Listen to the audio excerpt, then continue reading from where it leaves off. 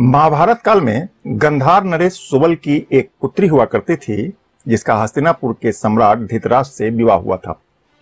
चूंकि वह गंधार नरेश की पुत्री थी, इसलिए हस्तिनापुर में वह गंधारी के नाम से जानी गई।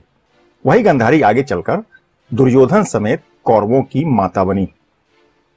महाभारत में कंबोज और गंधार के कई राजाओं का उल्लेख मिलता है, जिनमें कंबोज के राजा सुदर्शन और राजा चंद्रबर्धन के साथ गंधार के राजा सुबल का कई बार जिक्र हुआ है। यह वही गंधार है जो आज कंधार कहलाता है। आप समझ ही गए होंगे कि आज हम अफगानिस्तान के इतिहास में झांकने की कोशिश कर रहे हैं। इस इलाके पर मौर्य वंश के राजाओं ने भी लंबे समय तक शासन किया था।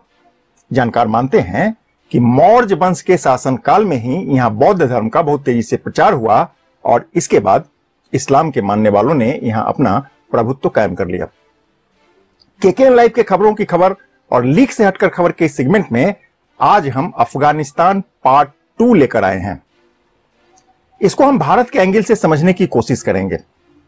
इससे पहले पार्ट 1 का प्रसारण हो चुका है।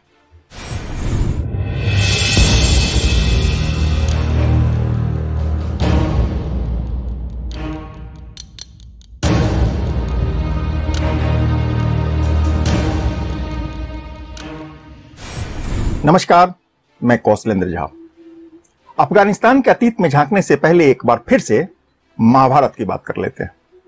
दरअसल हमारी दिलचस्पी गंधार नरेश सुबल में है।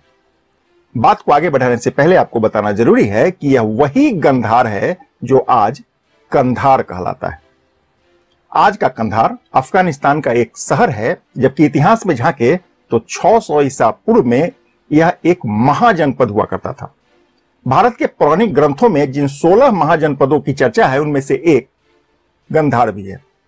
यहां कंबोज, कुषाण और मौर्य वंश के राजाओं का राज हुआ करता था। यह पुरुषपुर तक यानी आज के पेशावर तक फैला हुआ था। गंधार महाजनपद में लब्ध प्रतिष्ठित अंतरराष्ट्रीय विश्वविद्यालय तक्षशिला भी था, जो उस वक्त ज्ञान का उत्कृष्ट स्थल हुआ करता था। संस्कृत के महान व्याकरणाचार्य पनिनी भी वहीं के रहने वाले थे। कहते हैं कि कुषाण वंश के शासक अत्यंत ही पराक्रमी योद्धा हुआ करते थे, पर कालांतर में यहाँ के मौर्य शासकों ने बौद्ध धर्म स्वीकार कर लिया और युद्ध को त्याग कर शांति के मार्ग पर चल पड़े।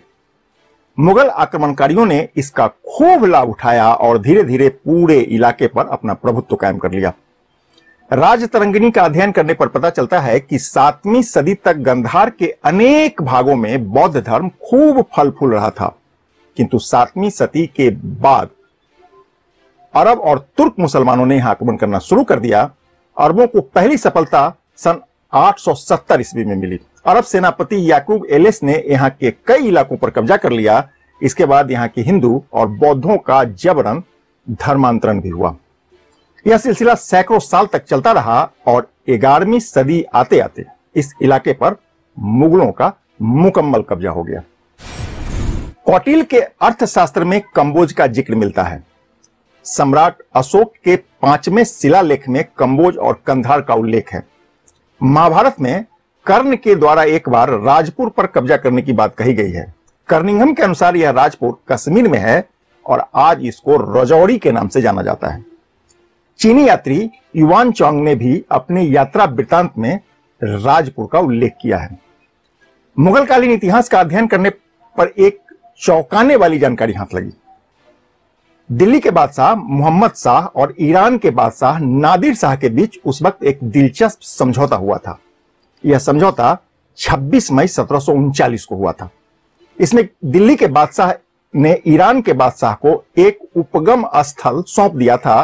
दरअसल यही उपगम स्थल कालांतर में अफगानिस्तान कहलाया, क्योंकि इससे पहले के इतिहास में अफगानिस्तान का कहीं कोई जिक्र नहीं मिलता है।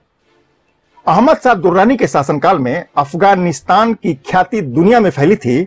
दुर्रानी का शासनकाल वर्ष 1747 से 1773 के बीच का माना जाता है।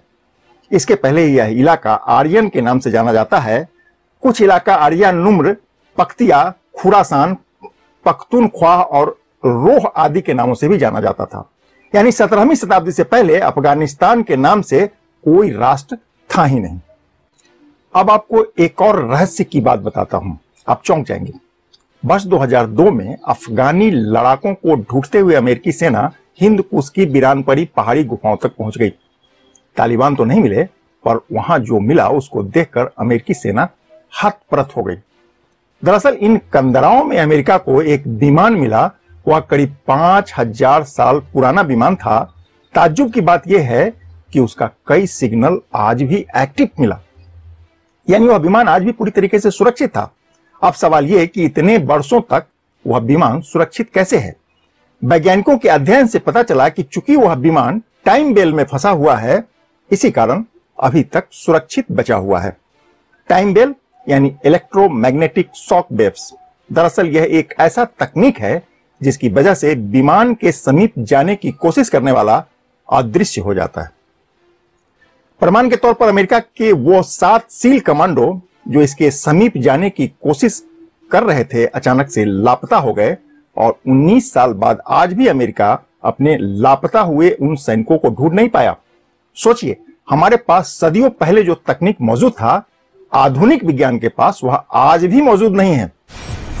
Wired.com की माने तो दुनिया की कई महाशक्तियां गुपचुप तरीके से इस विमान के रहस्य को सुलझाने में आज भी लगी हुई है।